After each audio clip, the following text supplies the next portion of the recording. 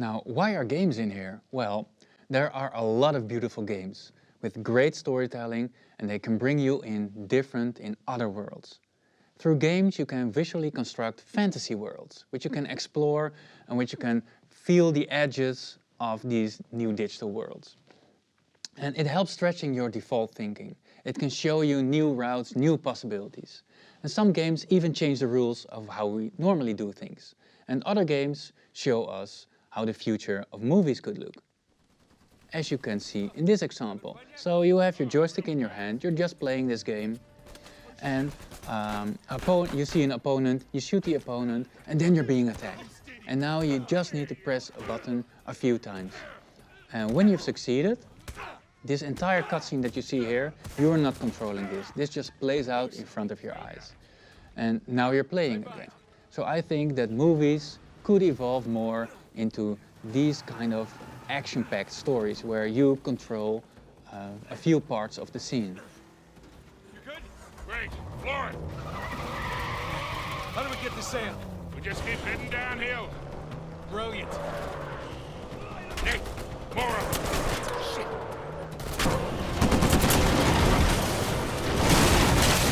You know, you don't have to hit every fence. I'm doing my best!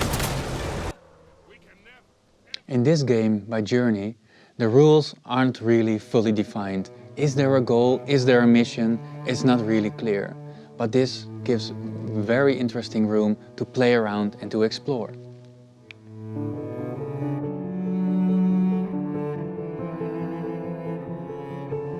Journey is a beautiful visual experience into a not fully defined world. Are there missions? Are there rules? It keeps room for your own interpretations. By having limited controls and limited ways of communication, flying, collecting, talking is different than in regular games, thus breaking the rules. And without you noticing, you are matched with a different online player, and you can only communicate by making this one sound.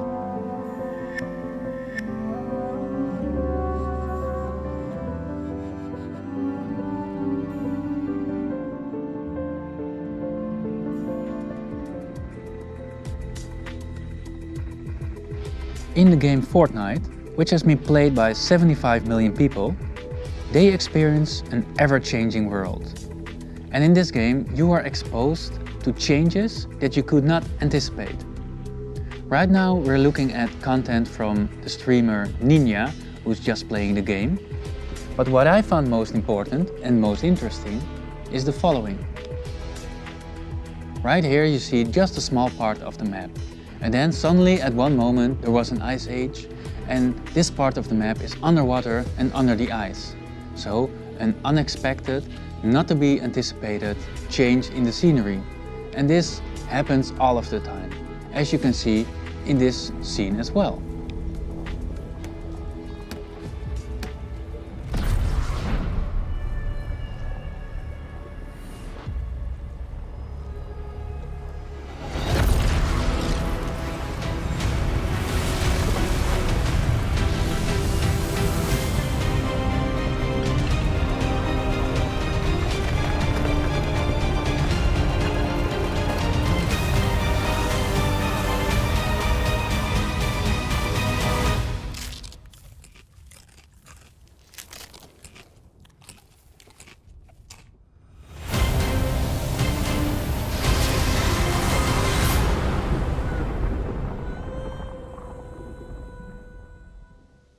Some games are so innovative, they can help you look into the future, which is pleasant if you want to adapt to things that are yet to come.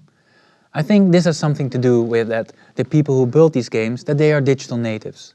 And they have digital in the core, and for them change is the only constant that they have known. Now a nice example, which lets us peek into the future, was a Dota 2 2016 tournament event, where we saw virtual characters coming to life in augmented reality broadcasting. So I wonder what they're thinking right now. Well, Tidehunter comes out now. It looks like for Moo's hero here, so they still have that last pick if they do want to do any sort of last-second audible call. But for now, things building up at least a team fight here for DC. Really unreliable to say.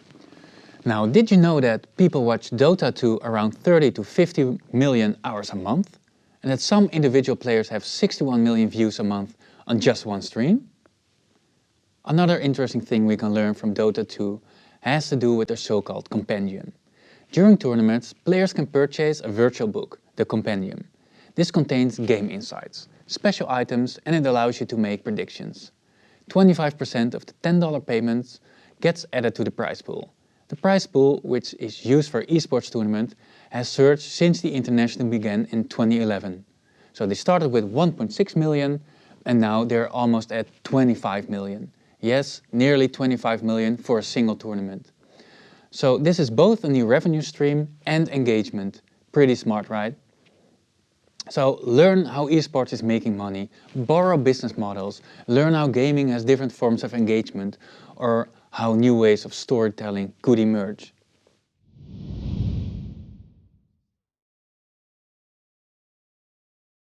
And who here has seen the Fortnite World Cup?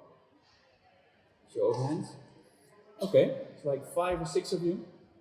This is what you can expect. Spraying from the high ground. It's a 2 versus 1. The player right on the edge of the zone. The shot frame into the air. And he's going to drop on down the height for the moment. The spray coming on in. It's not enough. So besides liking very much the socially awkward high five, and the entire thing of esports, what is happening there, what I find even more interesting is that this is being played by over 125 million people like worldwide. But during the tournament, this happens. I'd like to pay attention to this. Competitive Fortnite isn't going anywhere.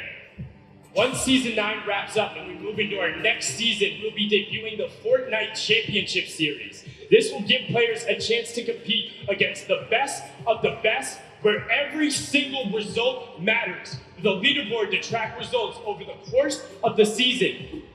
Okay, can you imagine that during a UEFA Championship League, Blatter or someone else walks up on the field and says, okay, so this tournament is still happening, but we're also going to start this new tournament. Different field, different rules. It's unimaginable. But with esports, with gaming, that is constantly happening because these guys are digital natives. Like, change is the only constant that they know. So I think it's very good to surround yourself with these kind of people and with these kind of inspiration. And also